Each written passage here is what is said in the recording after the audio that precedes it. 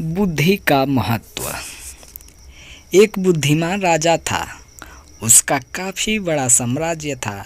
उसके राज्य में प्रजा हर तरह से खुशहाल थी। राजा को अपने उत्तराधिकारी की तलाश थी। उसके 3 बेटे थे। राजा इस पुरानी परंपरा को नहीं निभाना चाहता था कि सबसे बड़े बेटे को ही गद्दी पर बिठाया जाए। वह सबसे बुद्धिमान और काबिल बेटे को सत्ता सौंपना चाहता था। इसलिए राजा ने उत्तराधिकारी के लिए तीनों की परीक्षा लेने का फैसला किया। राजा ने तीनों बेटों को अलग अलग दिशाओं में भेजा।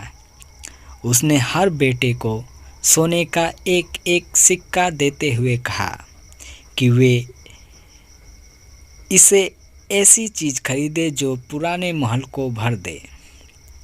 पहले बेटे ने सोचा कि पिता तो सठिया चुके हैं, इस थोड़े से पैसे से इस महल को किसी चीज़ से कैसे भरा जा सकता है। इसलिए वह एक मैखाने में गया, शराब पी और सारा पैसा खर्च कर डाला। राजा के दूसरे बेटे ने इससे भी आगे सोचा। वह इस नतीजे पर पहुंचा कि शहर में सबसे सस्ता तो कूड़ा कचरा ही है। इसलिए उसने महल को कचरे से भर दिया। तीसरे बेटे ने 2 दिन तक इस पर चिंतन मनन किया कि महल को सिर्फ एक सिक्के से कैसे भरा जा सकता है। वह वाकई कुछ ऐसा करना चाहता था जिससे पिता की उम्मीद पूरी होती हो।